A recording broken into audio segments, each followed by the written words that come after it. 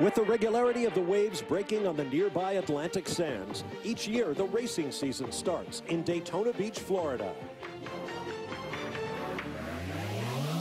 For the Continental Tire Sports Car Challenge, Daytona marks the beginning of a thrilling new season. A big field of cars in 2 classes and drivers from around the world guarantee door-to-door action. It's time for the first green flag of the year, round 1 of the Continental Tire Sports Car Challenge from Daytona.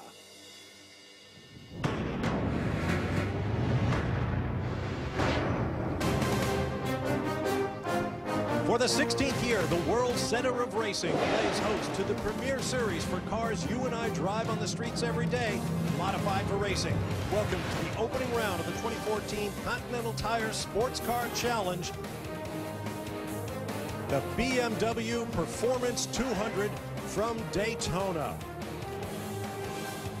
It's a sunny but very breezy and pretty chilly day, actually, 52 degrees, but it's the wind, I think, that these drivers are going to have to contend with. Hi, everybody. I'm Bob Varsha, along with Calvin Fish and Dorsey Schrader. The field is 68 strong, divided into 2 classes, the bellowing Grand Sport or GS cars and the high-revving Street Tuner ST class. And Dorsey, there's always a special energy in the air at the start of a new season. What do we have to look forward to? Well, the team to beat for the last 2 seasons has been Rum Bum Racing. I mean, that's a very good team. They've got good equipment. They've got good drivers. And you got Joe Vardy up on the box. He doesn't make a lot of mistakes. I do see some very strong opposition coming from the way of Stevenson Motorsports. They have a pair of brand new Z28 Camaros with full factory backing. That being said, though, you can't count anybody out of this field. This field is stacked, Cal. It really is. And there's some sensational drivers going to finish off in this race today. So there'll be some fireworks, Dorsey. Look for guys like Matt Plum to go up against Andy Lally, the BMW factory drivers, John Edwards, Bill Orban will be out. They'll be great to look for. But also this championship has really provided a great platform for young up-and-coming drivers as well. Shelby Blackstock last year was really impressive. This year,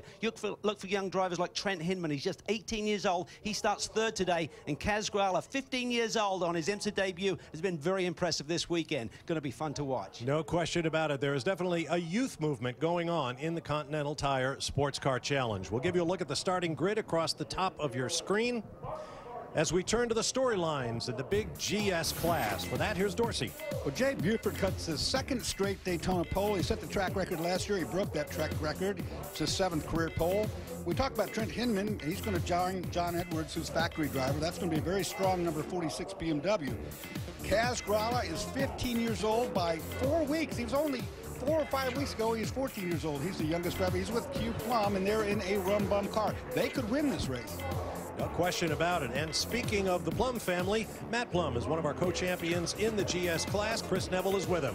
Yeah, Bob, and for Matt Plum, Nick Longy and Rum Bum Racing, 2013 was an amazing season. They racked up 3 wins. They essentially had the championship in hand with 1 race to go. And Matt, last year was great, but can you duplicate it this year? I don't know. You know, the one thing you can always guarantee is that this series, year after year, each manufacturer puts another entry into the hunt that can win.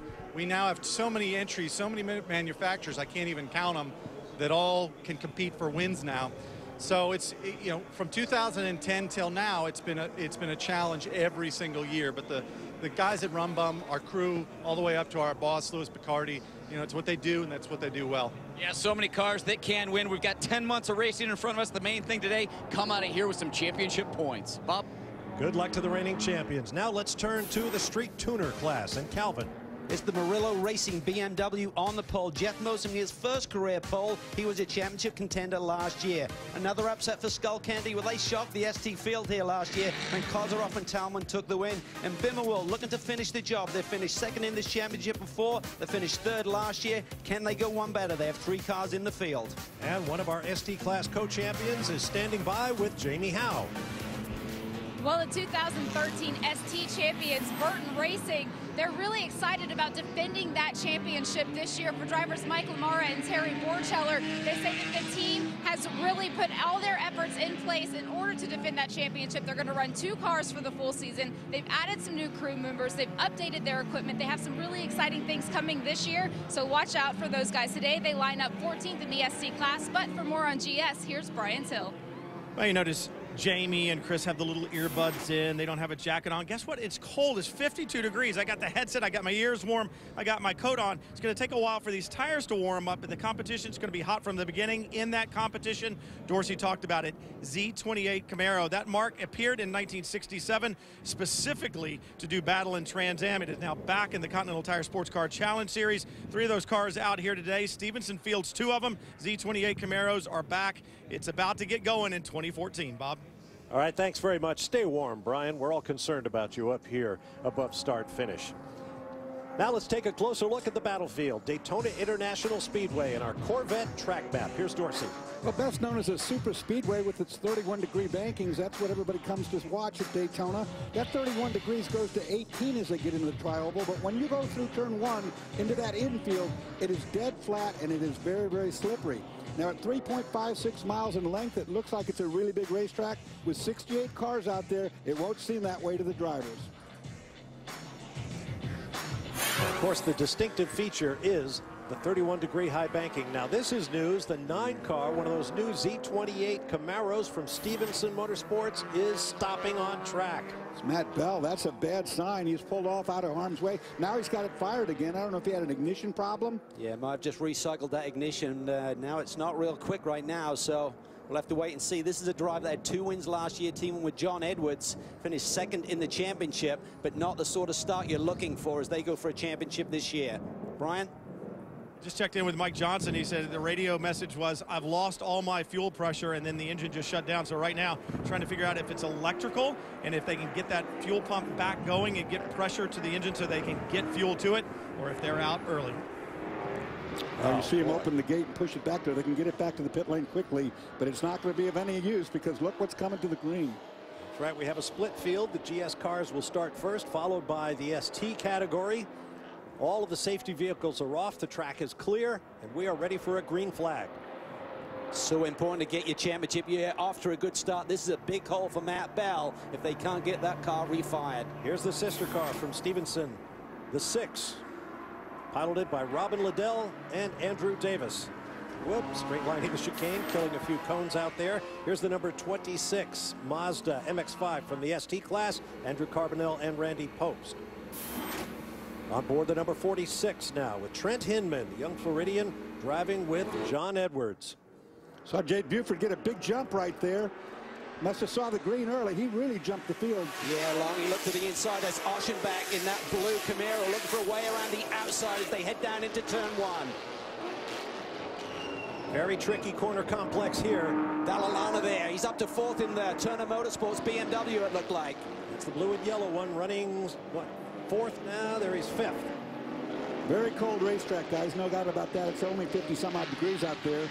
First lap, you got to be real careful on this corner in particular. It's very slippery. Yeah, got to get these Continental tires up to pressure. Here we see the ST field coming to green. Jeff Mosing on the inside in the orange and black Murillo Racing BMW. On his flank, Chad Gilsinger, the gunslinger. And he goes to the outside, Calvin. Tries to get down into turn 1. Not going to make it. He's going to tuck into 2nd. Look at Long. He's all over. Buford, right? Oh, spin at the back there. I think that's Tim Bell. This is a new team with a Nissan 370. He may have got touched there. They went through the hairpin. Well, that's about as harmless an accident as you can have, going all the way around 360 degrees, pointed in the right direction, drop the clutch, and off you go.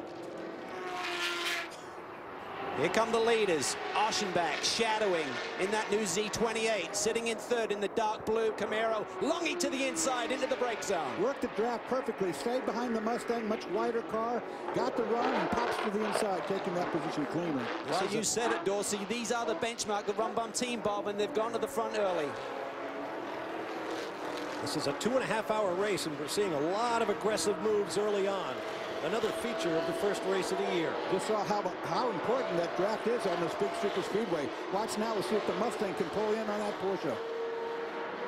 And this is where the aero effect really comes into play when you get up to these higher speeds, about 160 plus here down the front straightaway, and the Camaro is hanging in there. That punches a big hole, but Oschenbach was looking for a way around the outside.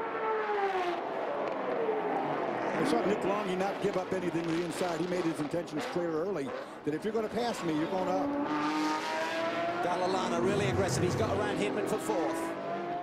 Couldn't really see if he got hit or not, Calvin. I mean, he was already in full rotation. Michael Marcel there in the picture in the second of the Turner Motorsports BMW. He ran an Aston Martin last year for Multimatic. Back with the BMW brand. The view from on board the 46.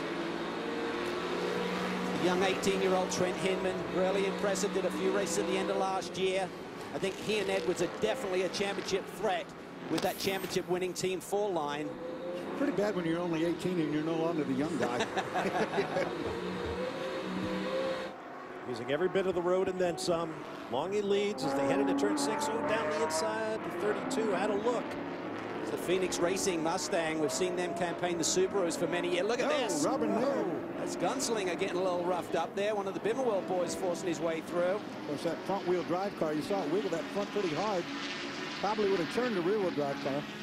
That's a great point, Doris. So you have a mix of front and rear-wheel drive in this ST class. Those front-wheel drive cars can pull themselves out of some pretty tricky sideways situations. And it's fascinating to watch them do it. Down into the West Horseshoe.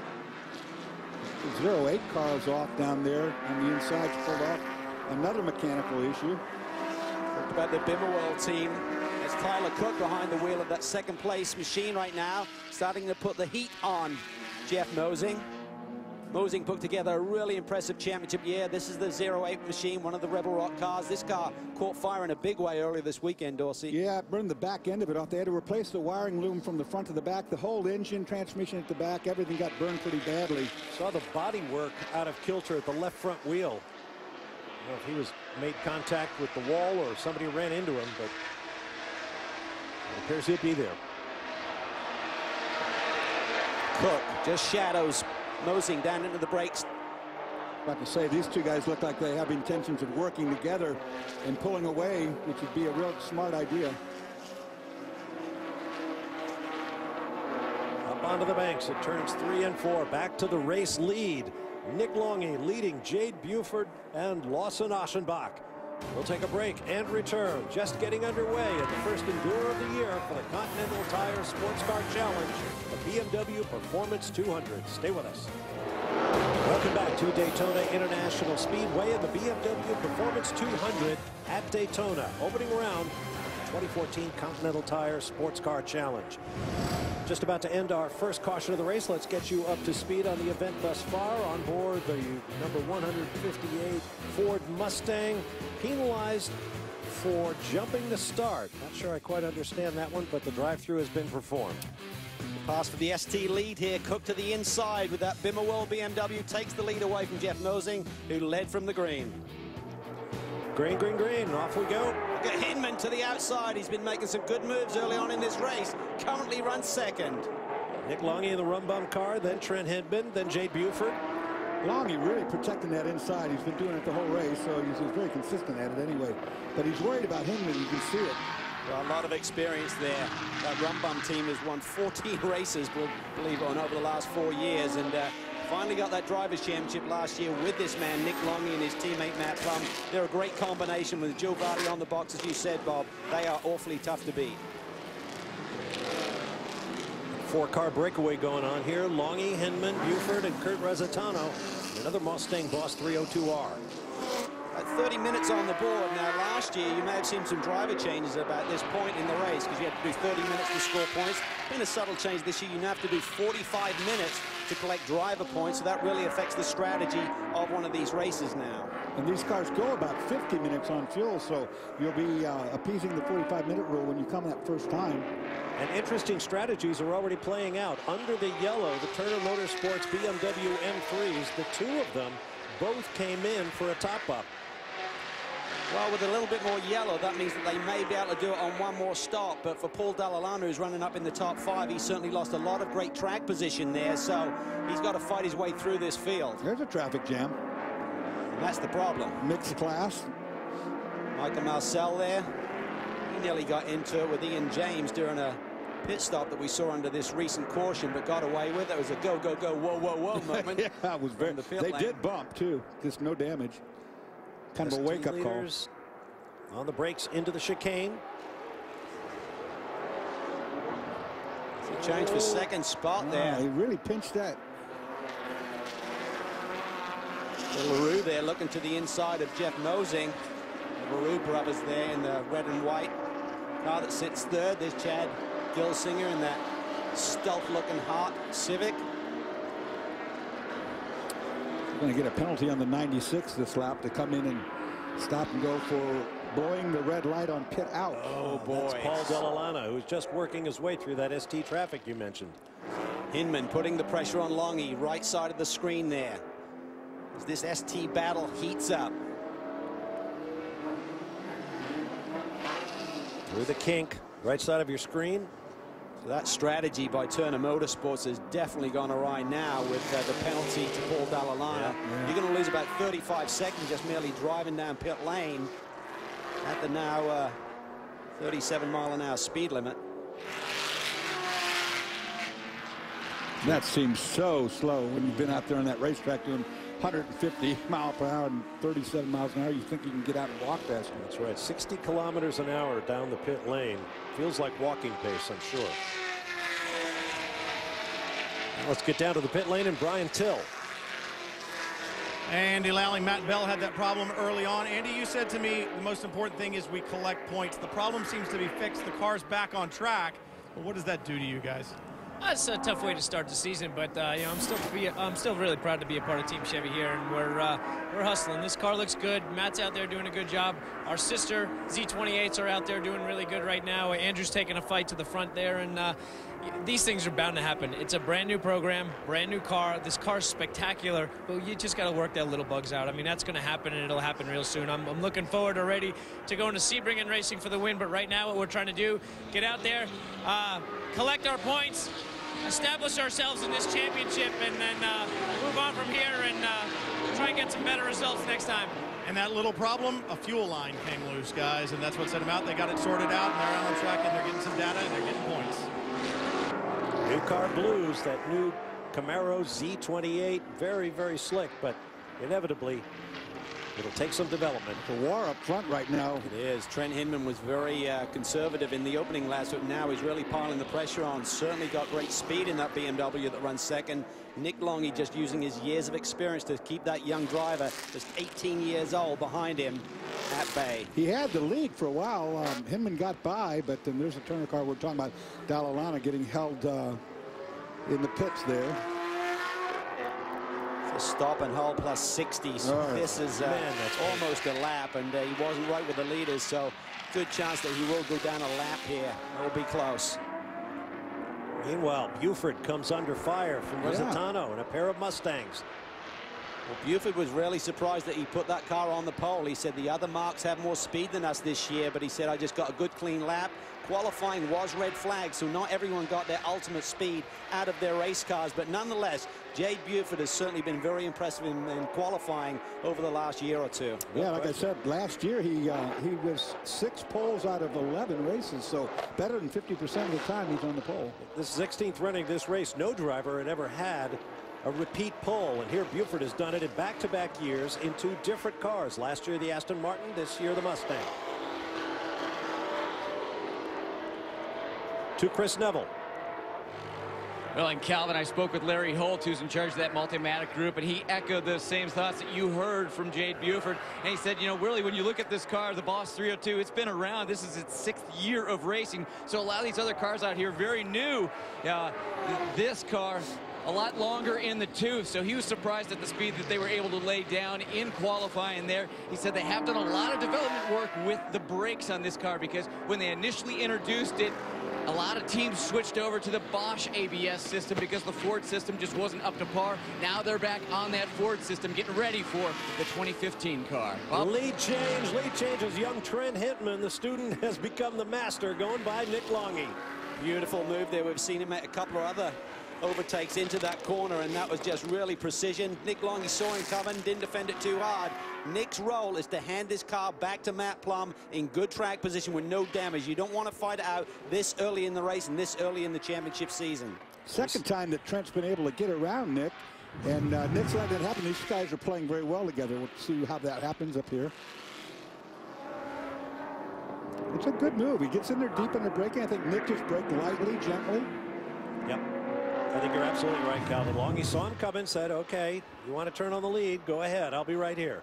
He'll just settle in behind him. I mean, I think they're happy with their position right now, running towards the front of this pack, leading a few laps. I mean, the Rum Bum team will be very confident at this stage of the game. But I saw Joe Vardy this morning. He says a brand new year, lots to play for. He said fuel strategy is going to be a little bit different. We've got a 45-minute rule, and said some of those other cars look awfully tough. But he's a canny old bugger. He's really, really good. Yeah, you pick up a few miles per gallon back there, hanging in the draft. All I could think of is how many young drivers Nick Longy has worked with and coached over the years. And here is a kid who's taken it to the teacher on the racetrack.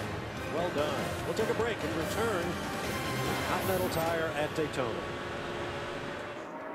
Welcome back to a beautiful, sunny, though somewhat cool and breezy day at Daytona International Speedway in round 1 of the IMSA Continental Tire Sports Car Challenge for 2014, the BMW Performance 200 at Daytona.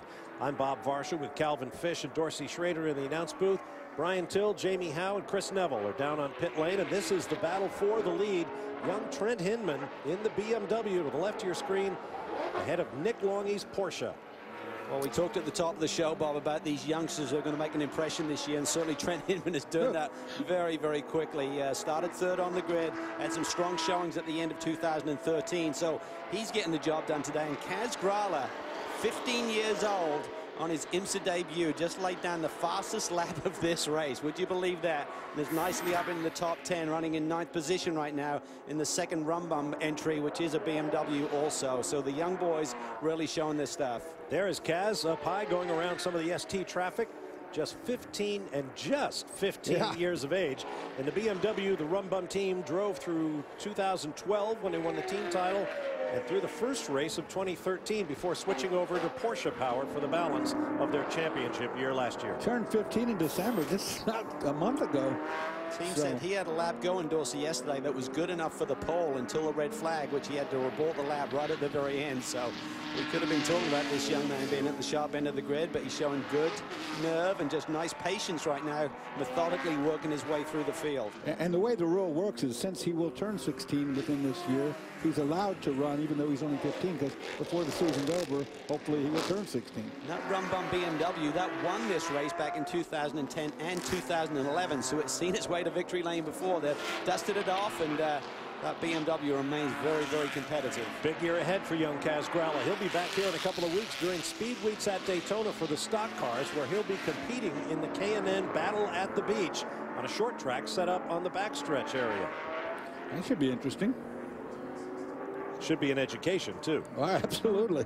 That's pretty much what goes off. At 15, I think everything's an education. Well, that's true, isn't it?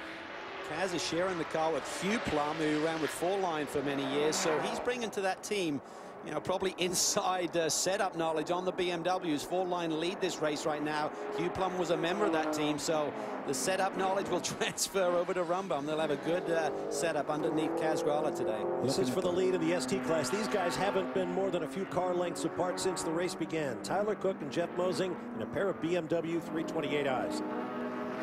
LaRue was getting in on the action. He's got fumbled back a little bit with traffic and stuff, but the two BMWs look awfully tough throughout the course of this race. These guys working with each other. They're not hassling each other. You know, they're running a real two-car draft, real tidy draft up on the banking, trying to pull away from other guys in their class. That's a pretty smart thing to do. They did it once, then it was all closed up under the yellow flag, and now they're pulling away again. More on the 56 with Jamie. I was just checking in with Jeff Mosing's co-driver Eric Foss, and he was explaining to me that the team feels like one of the biggest advantages that they have, not only here at Daytona, but for the rest of the season, is that BMW is a known commodity to the team. They have the same group of guys, they have the same car that they've had for the last few years, and they feel like this is their best shot at going for that championship. They're doing a great job so far today. On the banking they go again. I like what I see there. You know, you got these guys thinking their way through the race. There's a long way to go, hour 45. They're getting good mileage doing this. They're pulling away from the field by running like that. And they're comfortable with each other. You can see that as well, but they're not really messing around with each other. Running a good draft right here. See the buffeting on the hood of Mosing's car. The air spills off the back of the Bimmerworld car and upsets the airflow over the hood. And they're going straight into a stiff headwind there on the super stretch, blowing at 15 to 20 miles an hour now. Talked about LaRue being in the mix there. He's actually made a pit stop, so he's 1 lap down. So that was not a battle for position that we were seeing evolve a few minutes ago. But these two guys, they're just working the draft, and they've been trading off. It's a very cool day, so probably overheating is not such an issue. But if you're on a hot day here, following each other this closely, you'd have to get out of that slipstream and get some air to that front radiator grill. It's like they practice this. I mean, you see a lot of road racers when they come up on a high bank and they try to do this drafting, they'll be sloppy. One car will be a half a width over from the other car. These guys are running a really perfect draft where they're within the elements of straight line down both sides of the car. You see Gilsinger, he clears the LaRue car, so that's the 3rd position car right now, the Hart Civic. They'll turn it over to Michael Valiente. That team had 2 wins back in 2012. Were winless last year, knocked on the door a couple of times, but couldn't quite get to the top step of the podium. We'll see what they can come up with in the first round of this championship today. Been a clean race, Dorsey. We always expect plenty of argy-bargy, as you call it, and so far, been pretty clean. You know, on the restarts, it's suspect to get everybody bottlenecked up and people get antsy, but they have done a very good job when you think about 68 cars out there. It's Randy Popes there and Freedom Autosport MX-5. You saw the Grand Sport guys coming and just very kindly let them go. He and Andrew Carbonell are going to be very, very good, strong this year, Dorsey. And Randy won the MX-5 Cup Championship many years ago. Oh, no, actually, I think there's a national title with the MX-5. So good to see him back with the Mazda brand. Also competed in touring car for a couple of years with Mazda also. He's hanging right there with the overall race leaders and GS leaders on board now with the overall leader, Trent Hinman. Those ST cars can certainly hustle through the infield section. So actually, sometimes they're faster at the apex than the Grand Sport cars are. So this racetrack has 2 very distinct faces in terms of the speedway section up here on the oval and the infield section. I like the big V8 option right here myself. Yeah. What kind of number are you hitting there, Dorsey? They're in about 150s. You know, they're pretty stout up through there. At both ends, actually. A bit over that, I would think. So, the draft is definitely something that works around here if you've got a teammate like we saw the 2 BMWs doing. They had a tall gear in that car. They just kept rev climbing and climbing and climbing. Plenty of talk, and the other teams have been saying, you know, that BMW is so strong here on this oval, and BMWs have historically done well, but that's the nature of the championship. We run at many different venues, and there's horses for courses, as they say. And these 2 horses are doing very well on this course. Tyler Cook and Jeff Mosing in a pair of BMWs holding down the ST class. Meanwhile, up front, BMW leads in the hands of Trent Hinman. We'll take a break and return to Daytona Beach. Back at Daytona International Speedway, about 1 hour, 38 minutes remaining in the opening round of the Continental Tire Sports Car Challenge, the BMW Performance 200 at Daytona. Might get a full course caution here, guys. The 32, you see damage to it on the right front, kind of all the way across the front, is sitting and has been sitting still out on the racetrack now for a while. We've seen some strategy play out here whilst we were away in break. Rob Liddell has taken over the 6 machine from Andrew Davis, so they got that driver change done and kept him on the lead lap. So if we went yellow, the Stevenson group led by Mike Johnson. Yeah, these guys, you got to come in, because if there's a yellow, you are going to be absolutely swamped in terms of your track position. So they need to come in now. You can't afford to risk this track going yellow, and the pit lane is then closed. Here they come. Vardy makes the call. Kurt Rositano in the 32 was running a strong 3rd when whatever happened happened. Longy's gotten around Hinman here. I didn't see what happened. I saw that the Mustang had been slowing, and we see the damage, so he got into it with somebody. They're the first 2 cars. First pit stop of the year. Let's see what the rust is like over the offseason. Who can perform? Chris Neville will have them both. Yeah, both cars are leaders slowly down this very long pit lane at Daytona. Trent Hinman coming in, going to be handing over to John Edwards. Just spoke to John Edwards before he got his helmet on. He said he's really amazed with this young driver. He says he's known him a long time through him coming up through the Formula Car ranks, but he's never worked with him until this last month. And he said, you know, he just doesn't have sheer speed. He also has great ability to tell the engineers what's going on with the car. So John Edwards, the BMW factory driver, very impressed with his young teammate. And just in front of them, the Rum Bum guys trying to get Matt Plum behind the wheel in that car and stay out in front of this BMW team. Let me correct myself. The pit lane speed limit is 45 miles an hour this year. It's about a 10-mile-an-hour increase as the 13 car completes its service. Wow, what a big jump. Rum Bum got out of there a good 3 seconds, I'd say. John Edwards. He's got a date coming up in the Rolex 24 at Daytona with the factory BMW squad under team owner Bobby Rahal. Yeah, super impressive. Had a great year last year. 2 wins in this form of competition. 4 in the GT class, the then Rolex series, and he also had a win in ALMS, so 7 wins on the year, and such a mature head on young shoulders. He's looking down. Yeah, he's getting comfortable with the car. You saw him looking around to make a couple of adjustments. He looked at his mirrors, make sure nobody was right up behind him. Doesn't have his visor all the way down yet. Keep calm and keep driving. Ooh, a spin here. It's the 35. Yeah, that's the Mustang. same car, so it got going again. Something's happened. It's got more damage now. So one of the Compass 360 machines has taken a hit in the left front, it looks like. Maybe they got together, those two. I think that's probably a safe bet, Doris. 72. That 35 had been parked. Here he is on the outside. Look, he's got full understeer, so something's broken on the front of the Mustang. Look, and then he just goes across the racetrack. Right across in front of him. Pow. Yeah. Wasn't that big a hit. He got the left front wheel, though, unfortunately. More from Jamie. Yeah, I just checked in with the team, and unfortunately, though the hit didn't look that big on that number 32 car, it is broken suspension, so their day is done. Obviously, looks of dejection on the faces of all the crew members. They were really hoping to get some championship points. They had big plans for the season, and now it's going to be an uphill battle for the rest of the way. That 72 Honda hit right with the left front wheel, and it's broken the suspension. I saw the wheel sticking out from the fender, so that's going to have to be towed in. Frank Blanchette behind the wheel of the Compass 360 machine. This Camaro is smoking, guys. This 01's got smoke coming out from underneath it, like an oil leak, nothing major. But definitely he's showing signs of smoke. I didn't see it coming from the tailpipe. It was more like a under the chassis kind of. Here's the caution. Yep. Second of the day. That's why all those leaders dived in, because with the car stranded out there and more ensuing problems for cars out on the racetrack.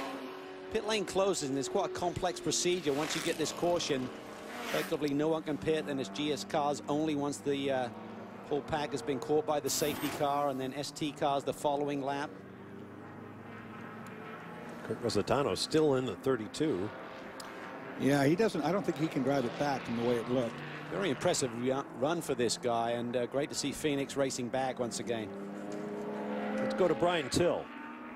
Well, guys, we talked about Stevenson Motorsports a little bit earlier. The 6 car came into the pit stop. Robin Liddell taking over from Andrew Davis. But when the car pulled away, the pit stop was fine. But as it was sitting there, I smelled burning oil. You could tell that something was hot.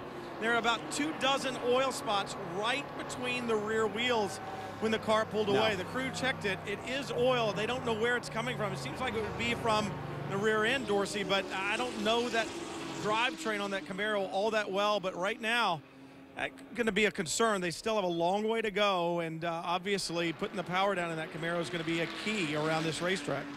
Yeah, if you got that much oil on a short stop, it's going to not fix itself either. And if it's a rear gear, even with the oil cooler, they don't have a lot of capacity.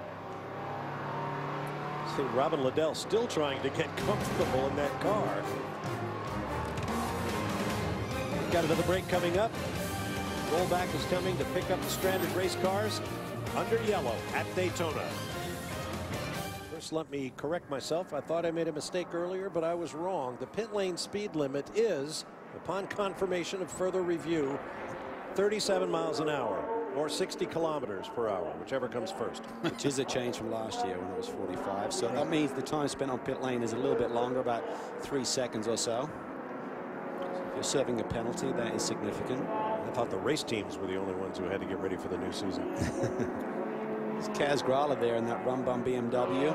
Comes into the pit lane in 2nd spot. Lose a lot of track position. Remember, a bunch of the leaders jumped into the pits before they anticipated this caution. So they'll take advantage of this. Chris is there.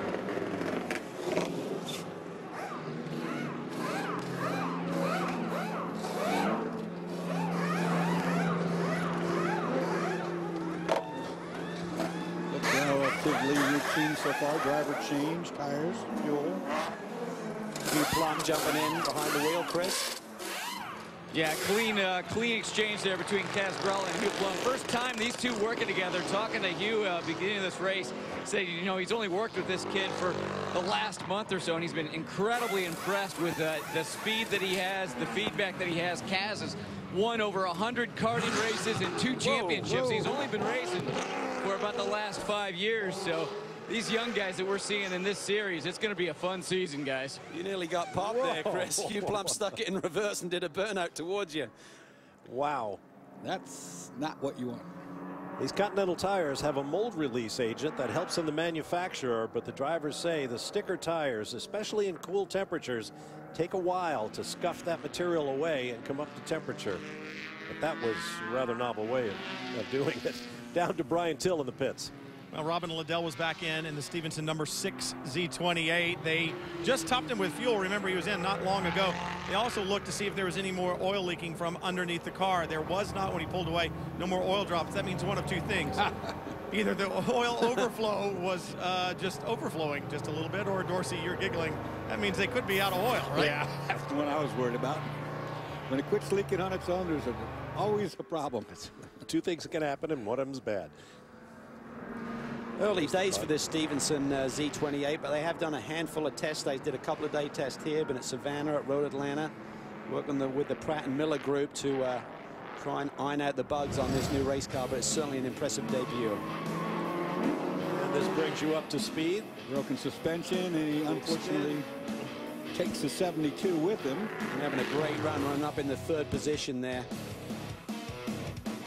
There you see what can happen when you ride the curves through that chicane. There's been a big cleanup down there. They see one of the safety trucks just pulling away as the field approaches. That little bus stop chicane back there does a lot of damage to cars over the years. It's much trickier than what it looks. You want to get through there as quickly as you can and back on the throttle as quickly as you can so you can carry that speed up onto the banking. But you saw one of the Compass 360 cars, actually 2 of those team cars were picked up on the flatbeds during this yellow flag. To Chris. Yeah, well, it's Trent Hinman who's taking it these champions out here. Trent, you had a great run there with Nick Longy right behind you. He finally got around you right before that pit stop. But you were really taking it to the rum bum guys. Yeah, you know, they had a strong car, but so did we. So we went out there and, you know, I just tried to keep the car up front. I would have liked to pull a little bit of a gap, give us some breathing room, but Longy was breathing right down our neck the whole time. So I was really having to drive the car hard, but these fall line guys gave me a great car, and I was able to hold the lead for a little while there. But then we came in. You know, I'm just happy I was able to hand John a car that's in one piece. Yeah, you had a bunch of good runs last year. This year, you're really going to focus on the full season. Does that kind of change your dynamic? Absolutely. You know, last year was, you know, the last 5 races of last year were for me to get my feet wet, understand how everything works in this series, and really learn. And this year, absolutely, I'm going to be learning a lot. But, you know, our main focus is to go out, get good results, and maybe get a win. Yeah, he's learning a lot, but I think he's also teaching something to these old boys. Here come the ST cars on their own pit lap. Well, that's how they run on the racetrack. That's about the furthest they've been apart. Let's see what happens after the stops, Jamie. And first in, it's the number 56. Jeff Mosey will get out of the car. His co-driver, Eric Foss, will get behind the wheel. This is actually Eric's first race with this team. He has coached the team for about 20 races over the last couple of years, but his first time in the driver's seat. He says that Kurt Murillo, the team manager and engineer, is one of the best that he's worked with. They've been fast all season long. Crew going to work now. It's a pretty quick pit stop so far. Brian? Well, down at Hart, they're doing service. Jed Gilsinger out of the 93. Michael Valiente is in front tires and a full load of fuel, and they're underway. These pit stops are really quick, even with the 5 lugs. It's typically these front-wheel drive cars only change the fronts. They're the ones that wear out. The rears are along for the ride. Now, I want to go back to something Trent Hinman said about giving a good car to his teammate John Edwards. Many years ago at Sebring in the 12 Hours, a famous ex-Formula One driver was sharing a Porsche 962 with a brash young American, and I asked the veteran, What's it like driving with this young guy? Has he got it? And he says, oh, he's quick. The problem is when he comes in, the brakes are shot, the car's all used up. So there is a point to what Hinman was saying. You have to be careful to preserve the equipment for the next guy. Yeah, these cool conditions certainly help a little bit easier on the equipment today. Pit stop's almost completed. We'll be keeping our eyes on the lights on the safety car, and hopefully we'll be back to green flag racing in the BMW Performance 200 at Daytona. Welcome back to Daytona International Speedway. There's a look from the Andretti hairpin off into the infield road course that makes a part of this 3.56-mile combined NASCAR oval and infield road course, home of the BMW Performance 200, opening round of IMSA's Continental Tire Sports Car Challenge for 2014. Still under our second yellow flag. And we have passed the halfway point, however, and that makes Ian James in his Ford Mustang the Dodge SRT halfway leader. They've had a pretty traumatic race thus far. Yeah, he had that penalty for a jump start, but just play some strategy here, have good track position. This yellow is probably helping them out. I mean, these cars go just under an hour on a full fuel load, so he can go a little bit further, get another 15 minutes of running in and do that final pit stop. He may be a factor at the end of this race. Whoa, no. It's unusual, a spin under the pace lap. Safety. Stuck throttle or something? You don't know, telling what that's about. These have been rather lengthy yellows. We had 5 laps on the first one. This is 6 right now on this one. See what happens here. He's in the chicane, I believe. Just overcooks it. I'm sure. I think it's Mark Pombo just trying to make up some ground maybe on after a pit stop, and that's not the way to do it. Gets it wrong. Wow. Just got in there with way too much speed, cold tires. Took the curb. There's Mark or Matt behind the wheel. He got away lucky is rotated on that one, to be honest with you. He did. Back underway.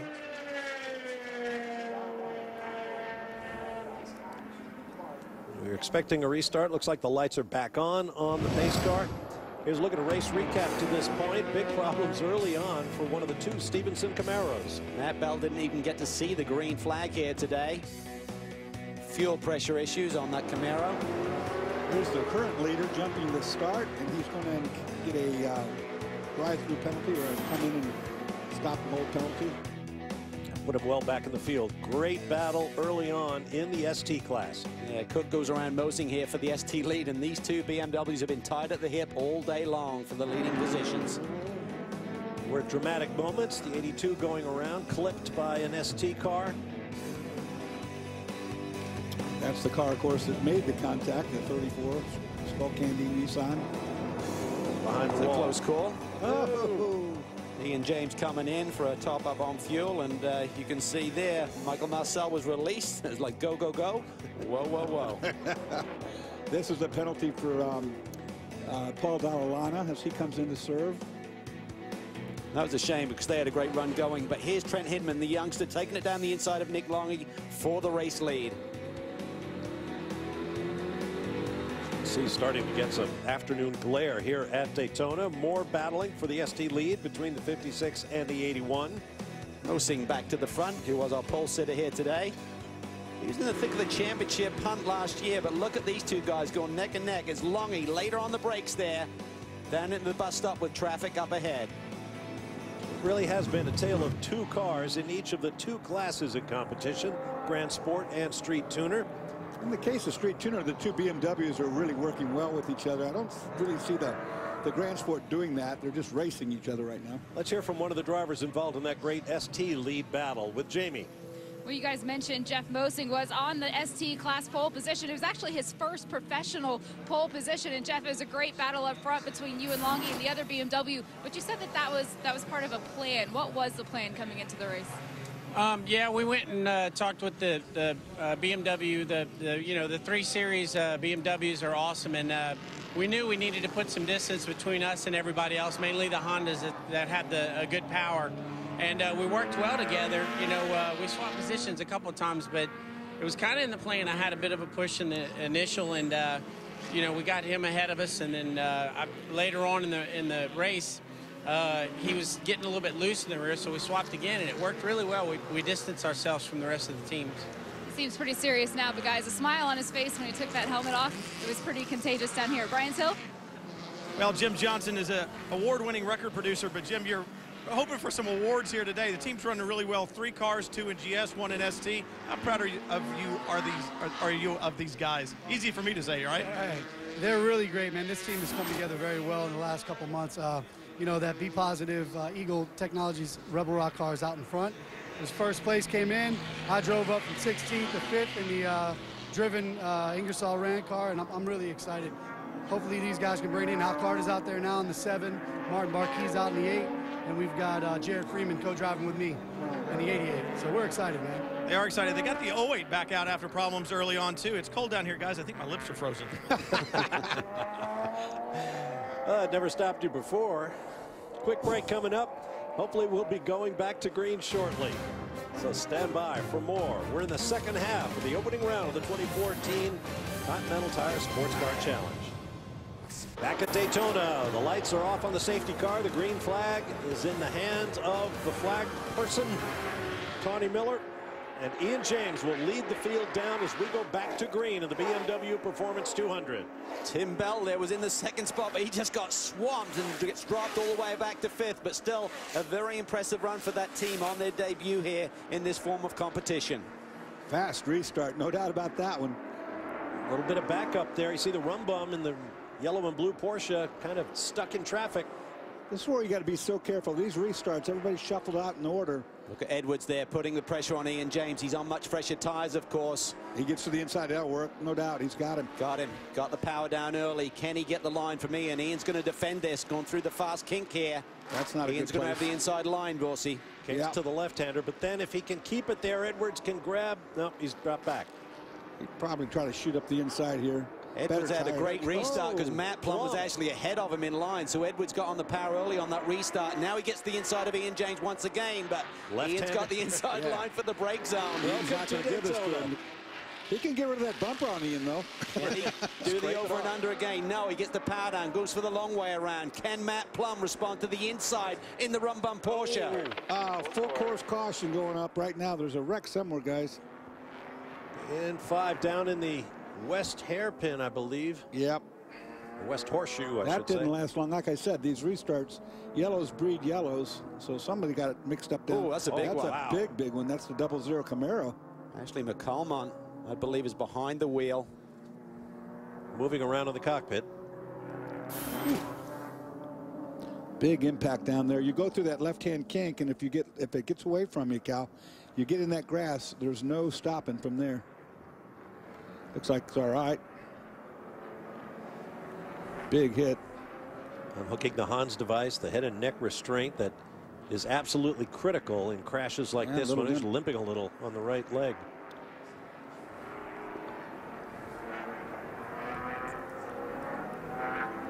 That was a big one. Yeah, that's really, really fast down there. That kink in those cars isn't flat, but it's very, very nearly flat out. And if you get off in the grass on the outside, it's almost impossible to save. That brake zone's tricky too, Calvin, because it's hard to get straight. You're still coming off the left-hander, and the chassis is still loaded up. When you try to get on the brakes really hard, it wants to. I think it was last year here, Dorsey. You saw a big one with one of the ST cars. Tillenius went in there big time just after the kink. Yeah, that's a scary area of the racetrack. Chris Neville. Well, Bob, I've been checking in with a lot of our Grand Sport front runners during that last caution. A lot of them were saying if we could get one more caution, the caution we're having right now, they think they could roll the dice and make it not have to come back to pit lane. So, Calvin, I'm sure you're really working your calculator up there with a little bit less than an hour to go. And the one thing that's confusing some of these teams down here, they're really having to work their calculators because these caution laps a lot slower than what they're used to. They're saying over a minute slower than what they've seen in the past. So that's kind of throwing off their gauge on fuel. Yeah, well, you're eating up the clock when you have these long caution laps, of course. Now, Ian James has got 14 more laps on this run than the other guys behind him. So as guys like Edwards and Matt Plum, they're probably in the catbird seat in terms of a little bit more caution, being able to make it without another pit stop. But for Ian James and that team, I think they need a lot more help.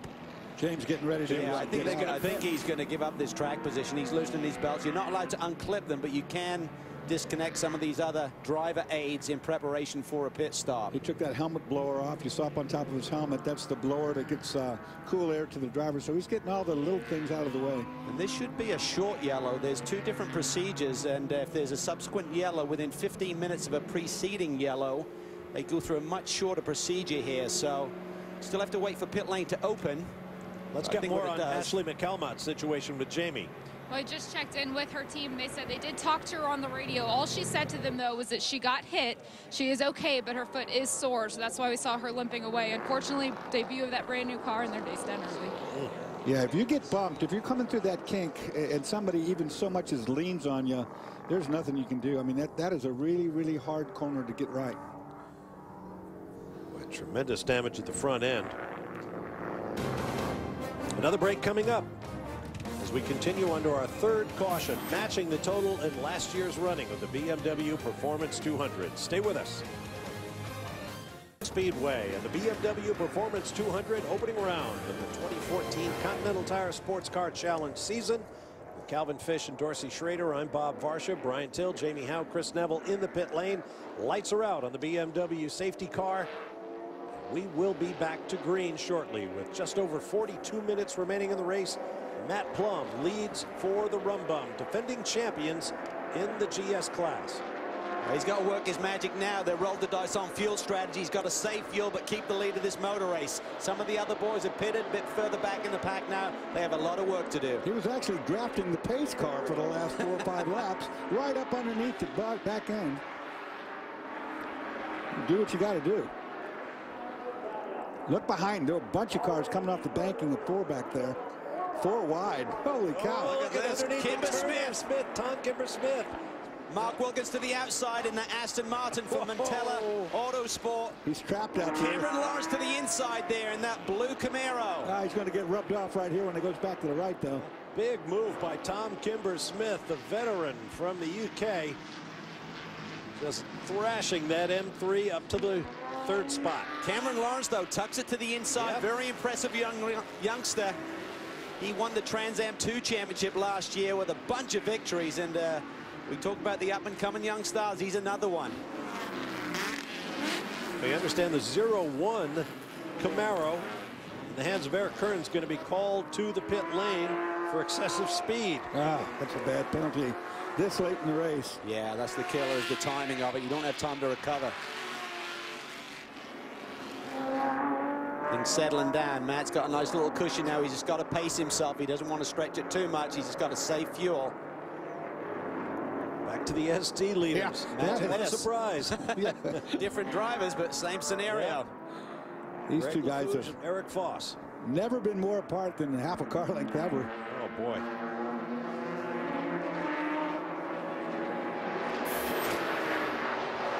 Wow. Big penalty for car number 8. It's Mantella Autosport, that Aston Martin. Mark Wilkins behind the wheel. They took an improper pass around, so basically it's almost a 4-minute stop and hold. So you're going to get the lap that you gain taken away plus another one. And number 6, Stevenson, brand new Camaro, is stopped on course now. Oh, boy. That's both cars that have been broke down. Yep. Eric Foss to the front of this ST battle. Gregory Lafuge now behind the wheel of the Bimmer World. The car 4 is going to get a drive-through penalty as well. Yep, the LaRue brothers in the ST class. Passing under the yellow.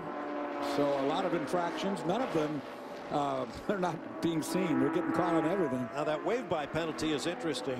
Under a yellow flag, in certain circumstances, the cars that are ahead of their class leader but have not pitted will be allowed to make up a lap, essentially.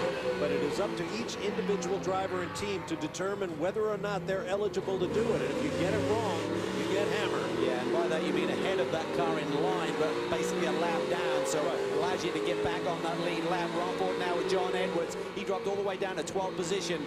4-line decided they weren't close enough on fuel strategy. They needed to pit him, so he's trying to fight his way through, but keep it clean at the same time. That's James Davison on board with the TRG Aston right in front of him. And now the 08 Porsche. This doesn't look too bad. I think he's just been off the road. I don't think any contact with the wall are minimal.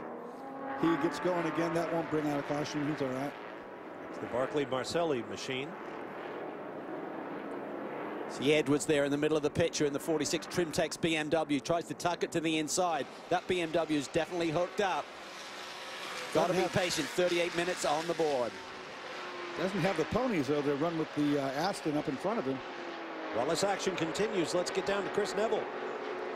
Well, 19-year-old Trent Hinman led this race early on, and 15-year-old Kaz Gralla has the fastest lap of the race. And Kaz, you've been coming to Daytona since you were a little kid, watching your dad race. Hard to believe you were up on the high banks today. Oh, it's amazing. This is a lot of fun. I got to thank Rum Bum Racing, of course, for giving me this opportunity. The car is amazing. My co-driver is amazing, so hopefully he can pull off a great finish today. Well, hey, he's got a lot of experience in racing. As young as he is, he's been doing 2 years of late model racing. This year, he's going to be racing in the K&N East, so he'll be back here in just a couple of weeks, racing on the backstretch. Don't you love it when you go up to a 15-year-old and say, when you were a little kid? Oh, gosh.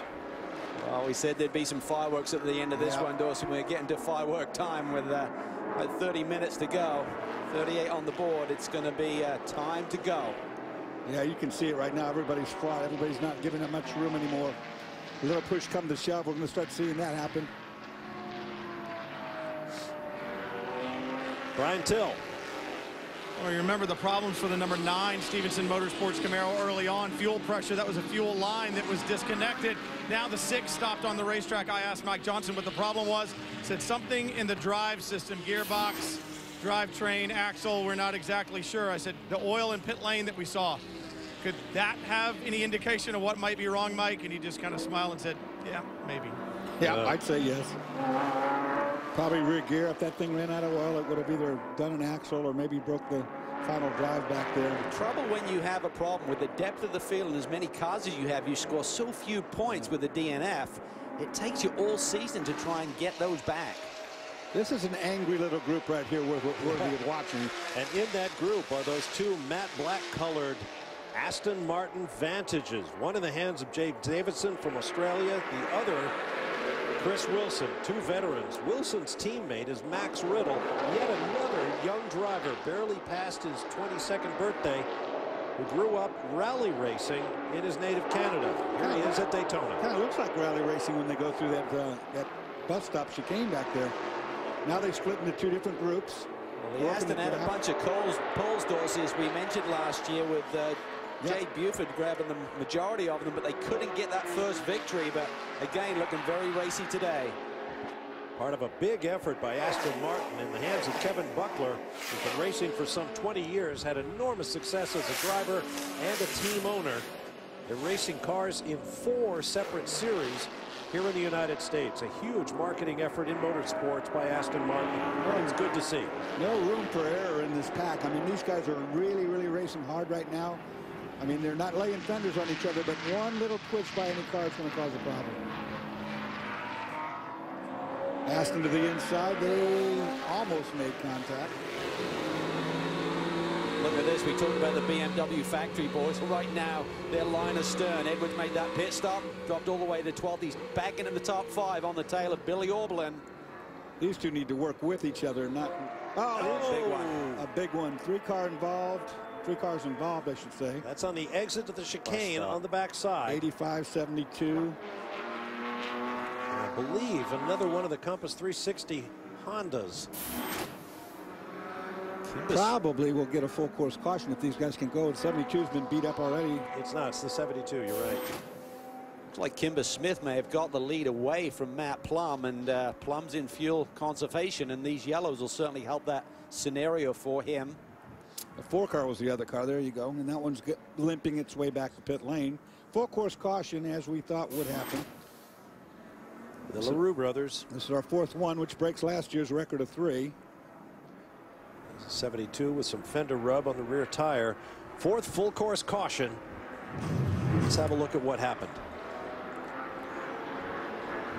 Everybody over the curves. Really wide there. Tries to hang in there and starts killing cones. Everyone stacks up. Yeah, stacked up, and he should have just let that one go. Yeah. Big old headlight cluster from one of the cars bouncing up to the wall. He was going to come across. Well, you see it right there. He's going to get him either way. Nothing you can do. Well, the 85 should have given up, like you said, Calvin. He should have just let it go off on the left side. He wasn't going to grab that one. It's got to be a tough decision when you're approaching a spinning car at speed. How do you know where to go? Rough day for the Compass 360 boys. On the banking, you do know where to go because the banking's going to make it go down. But when you're in that flat on that infield, There's no telling. With a front-wheel drive car, he could have maybe even saved that if he got on the throttle, but there was just no room with 3 cars there.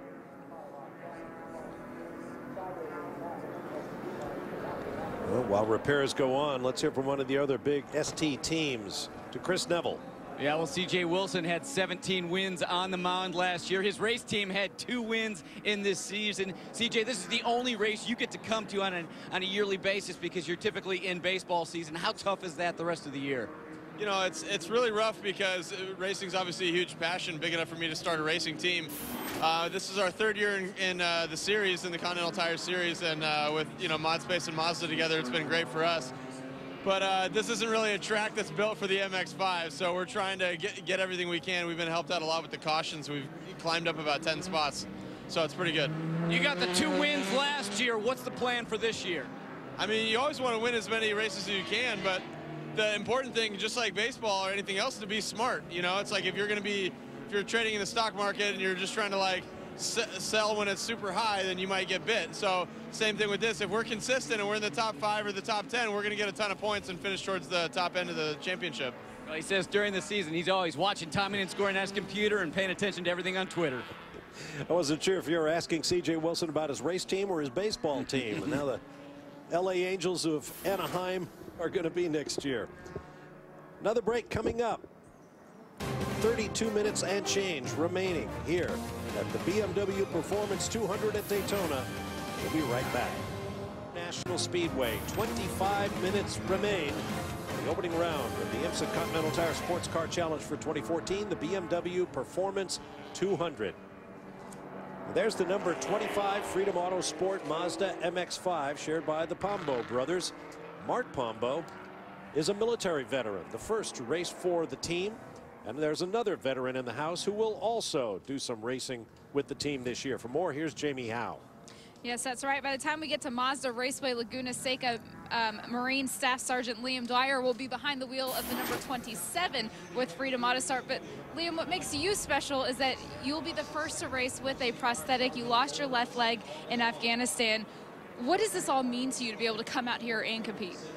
It means a lot. You know, Freedom Auto Sports is all about Marine Corps veterans, paying tribute to them. And having met them 2 years ago, they're giving me this opportunity. It really shows what their true initiative is of getting drivers or getting military members out to the racetrack and out behind the wheel. So it means a lot to myself, to my fellow wounded guys, and to my fellow military members. Now, a lot of people want to know what kind of modifications will they have to make to the car, but you say hardly anything. Yeah, hardly anything. The original thought was a few years ago when I started racing after my injury was that I was going to require hand controls. And I figured out how to drive manual transmission again. The only thing that we put in the car now is a bracket to hold my foot in the clutch pedal, and I drive a regular H-pattern manual transmission. Certainly something we're all looking forward to seeing. It's a great story, so good luck.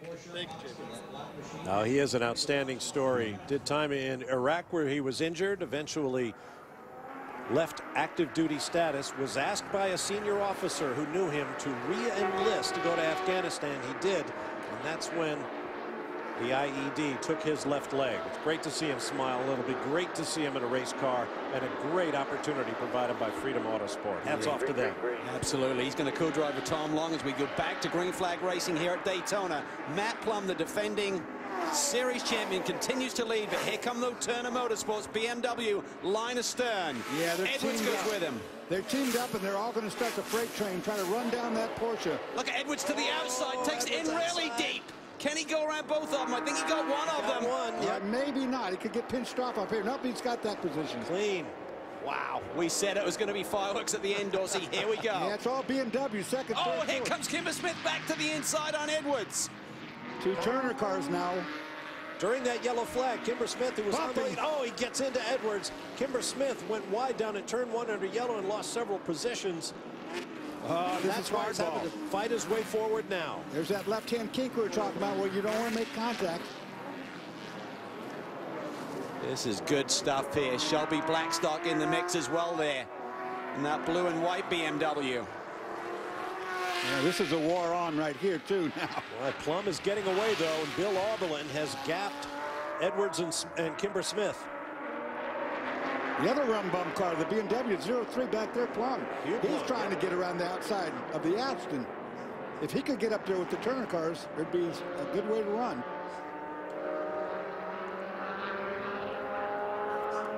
There's no time to wait now. After 4 yellow flags, it's go time with a little over 21.5 minutes remaining. That's what we saw so many times last year, Calvin. That rum bum Porsche, once it gets its nose out in open air. It's one of the advantages. A little bit wide there. We talked about the fuel issues. Be interested to know if the rum bum team have now got back into their window where they can make it with that lead Porsche right now. These cautions have really helped out Joe Vardy. He rolled the dice here, banking on some caution. He's got it. Hugh Plum there. He's been running some fast laps in the second of the rum bum entries, the BMW. He just needs to get clear. If he gets clear, I think he's fast enough to go up front. Right there in your picture, you saw Ford, BMW, Porsche, and the Chevy Camaro all racing together in the GS class. And Aston Martin to throw in there, too. Ooh, that got a little dicey. Pretty sure those two rubbed. There'll be some argy-bargy here in the last 20 minutes, I'll guarantee you that. Yeah. It's the ST battle. They've changed leads up there, too. That's right. Eric Foss taking over from Gregory Lafouge on the point. Valiente there in the mix, running in 4th spot in that black hot Honda Civic. Brian's with his teammate. Chad Gilsinger qualified that number 93 outside the front row, but Chad, right now Michael has his hands full of competition, but does he have enough Honda horsepower to get to the front? Yeah, I think we have enough horsepower. The problems are gearing. You know, Hondas have great fuel economy out on the road, but in racing trim, our 6th gear, we're down a little bit too much in the rev, so we're good until we shift to 6th, and then, you know, all we can do is really stay in the draft. It's tough to pass. And it's been physical out there today. You were just saying there was a lot more contact than you had expected. Yeah, fortunately, you know, up front everybody's playing kind of nicely, but, you know, there's just too many yellows. It doesn't give us enough time to really try and plan strategy and make moves. So, you know, hopefully the rest of the season will go a little bit better for that. But so far, we're sitting in the top 5, and if we can finish with that, I'll be really happy. We led here last year and had brake troubles in DNF, so a top 5 finish would be great.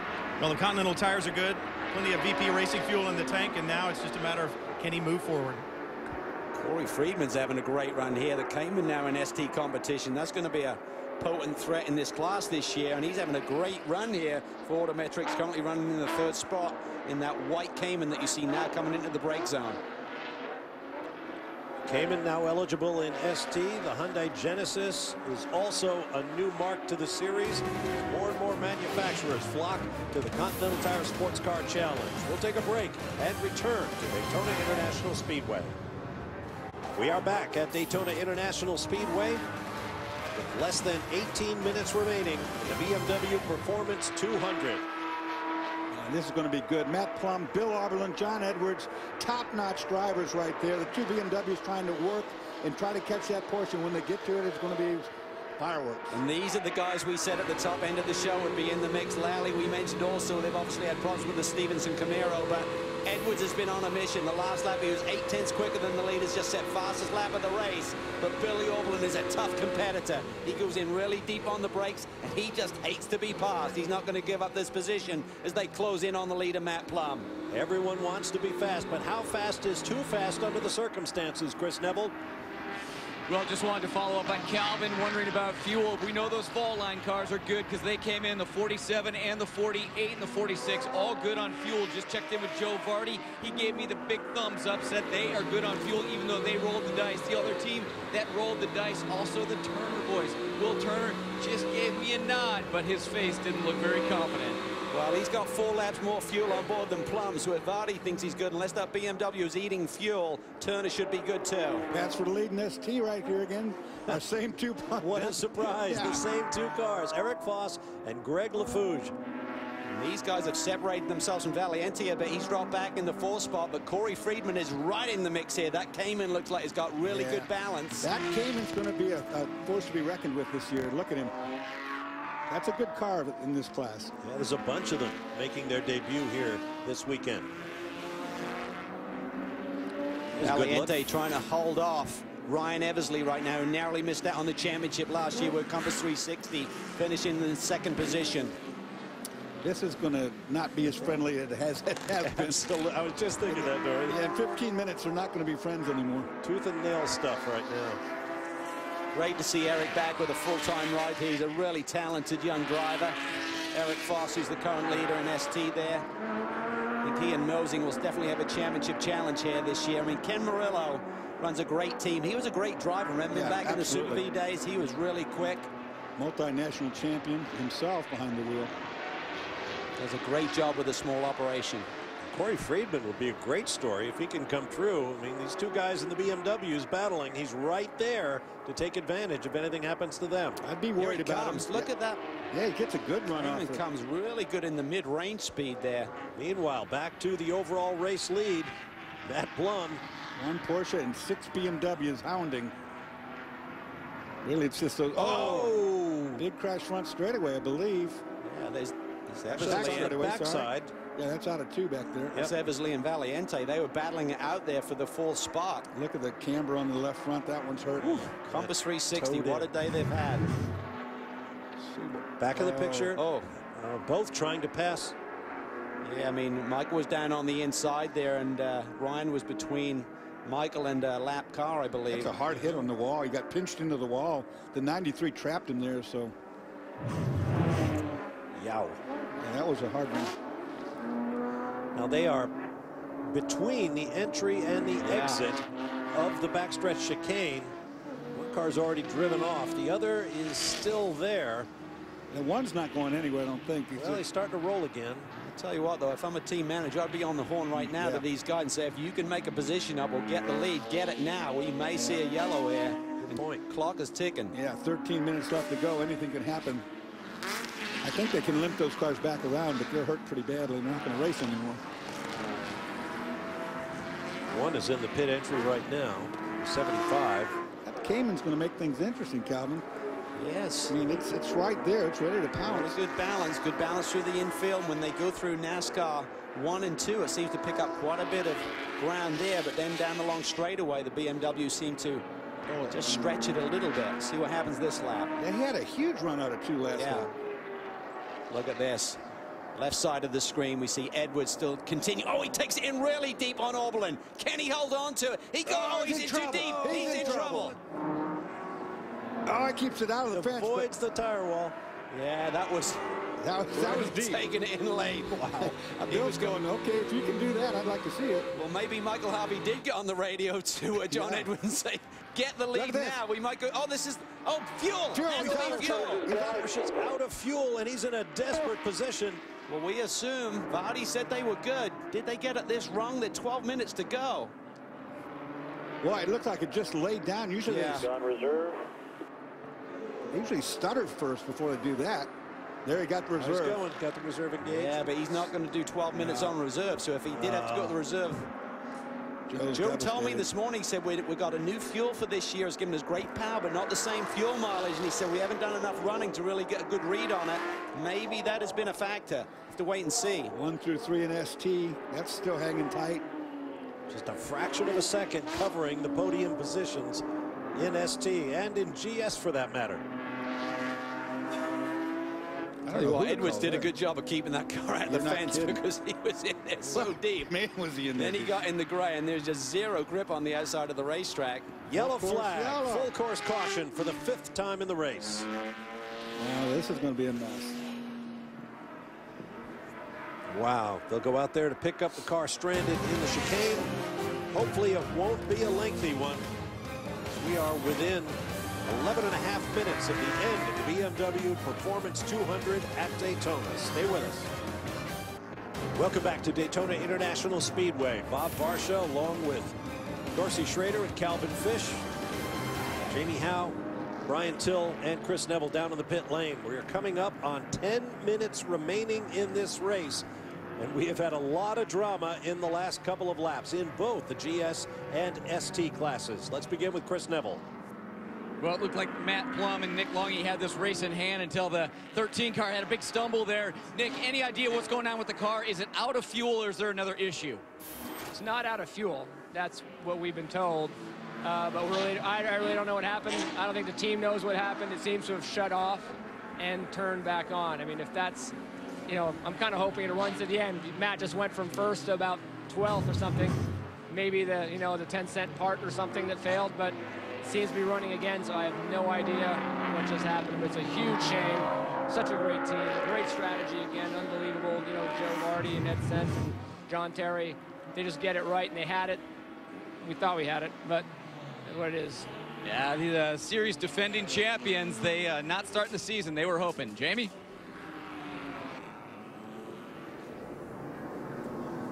You know, that's what I was talking about. That didn't look like fuel because they normally stumble a little bit. Yeah, first. it shut down on the entry. Yeah, you see at a moment he had no power there, so he was trying to really get the car under control. And then when he went back to gas, obviously no one was home. So they're not going to get it that wrong. I mean, you might be a lap off, but not 12 No, minutes. it shut off immediately when he was under hard braking, and that's why the back end twitched. He did a good job of saving it. Good to see Michael walk away there, Valiente in the background. Yeah, there's a wheel off. I think the right front wheel's not even on that car anymore. There was a wheel laying out there. But he's pulling double duty here this weekend. His car sits on the front row for the big 24-hour race here this weekend at Daytona. Yep. The Spirit of Daytona. Matt Plum now shown in 16th position. There's the crash. Eversley definitely came down like something went wrong there. You see, that was like a big angle of attack from Eversley. Maybe he misjudged the braking distance to that lap car ahead. That's not going to show You it can't there. see it from that angle. Big hit on the wall, though. I mean, they went in there and they trapped each other. Oh, yeah. And then John Edwards, this is a save that... Talk about take it in deep. Making a bid for second. It's okay there, but then there's just no grip at that point. You get into the gray there's no rubber and on board.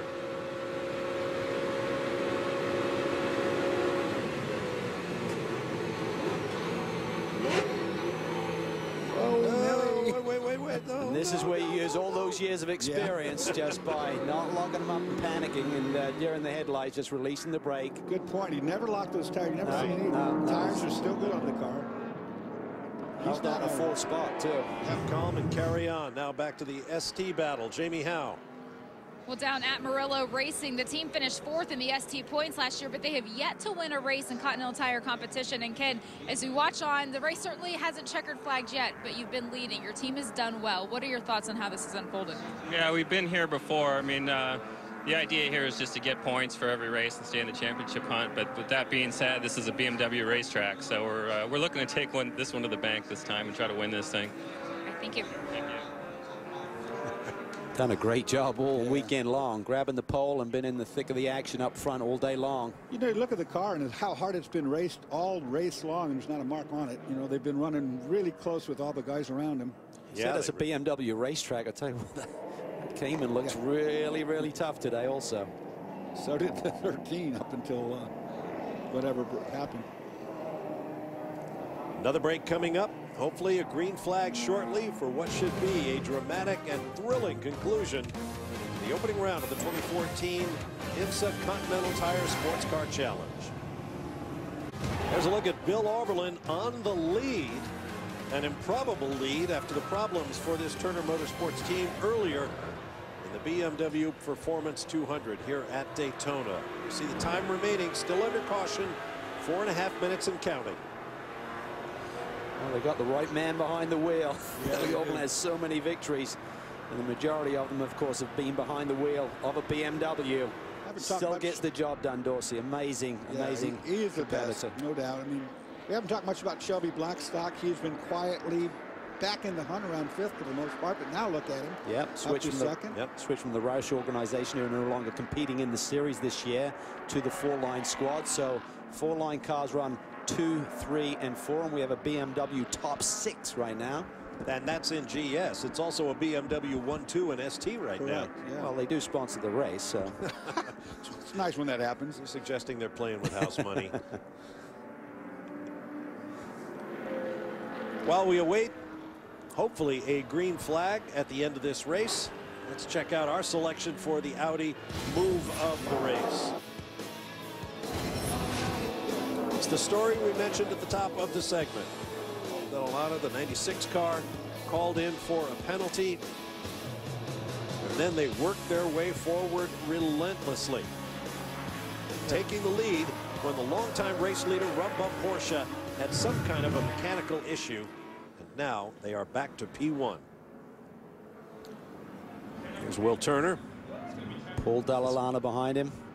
He and Bill have actually been busy this year. After the Raw, they went down to Dubai and did the 24-hour race down there along with Dane Cameron and BMW Works driver Dirk Werner. There's Paul in the background, very happy. That's right. Read the body language. Checkered flag. Wow. Don Salama right next to him there, clapping his hands. Strategist. Paul Dalla was smiling and happy. Will Turner looked like his head was about to explode until they got the news, and you saw it, that this caution will end this race. Wow, great for the Murillo boys, too. Getting their first ST win. That's really cool. Boy, what a day for BMW. Oh, yeah. Well, we said it. If you had anything, get to the front now, because it could be a caution and it might not go back to green. And I think maybe that's what Edwards was seeing or hearing, too, from his team. Like, if you got anything for him, try and take it to the front. There were so many guys so competitive, driving so hard. I mean, the chance of something going wrong was pretty great. So that was a great call. That's a good-looking team. Well, half of it is. Especially 4 of them. Oh, boy. Congratulations indeed to Turner Motorsports and to Murillo and their first ever Continental Tire Sports Car Challenge class victory. Good job for James Davison, bringing the TRG Aston home in 7th spot. Boy, he deep was in the pack. He was in a scrap, wasn't he? Yeah, I I think he's he's constantly going. really impressive young driver, and Kevin Buckler is really happy to have him on board full-time this year, both in the United Sports Car Championship as well as this one. So he's an amazing talent and has just been digging deep over the years trying to find a regular ride. And Kevin said, I need my next Andy Lally or Spencer Pompelli, and I've found him. You can add the BMW pace car to the list of the top 7 now, all BMWs. Yeah, that's a rarity for, and Kevin's a pretty smart guy. He realizes when you get a hold of an Andy Lally, you know, and you can run the many years that he has together, you know, that guy's won a lot of races for him. He needs another young guy like that he can bring along into the team and nurture along. Someone who's really hungry. I mean, James has really done a great job, had that IndyCar shot last year and did a great job in that as well. And I spoke to him this week. He said, I'm hoping to do the Indy 500. Fingers crossed. Oh, boy.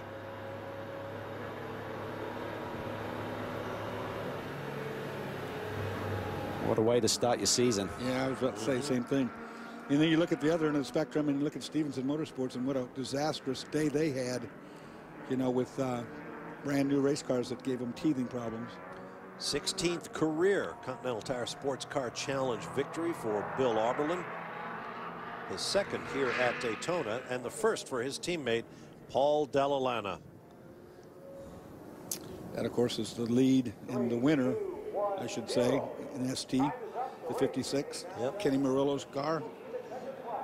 Eric Foss at the wheel. Big day for that team. It is a pity whenever a race ends under caution, but we certainly had plenty of action in this 2.5-hour season opener. Checkered flag waves. They'll cross the line and we'll head for victory lane to hear from our winners after a break. Stand by for more from Daytona International Speedway. They're racing with the Big Tudor United Sports Car Championship this weekend in Daytona, and they will do so at the next race as well as the new United Sports Car Series visits legendary Sebring International Raceway for the 12 Hours of Sebring. You'll see it March 14th, 6 p.m. Eastern on Fox Sports 2.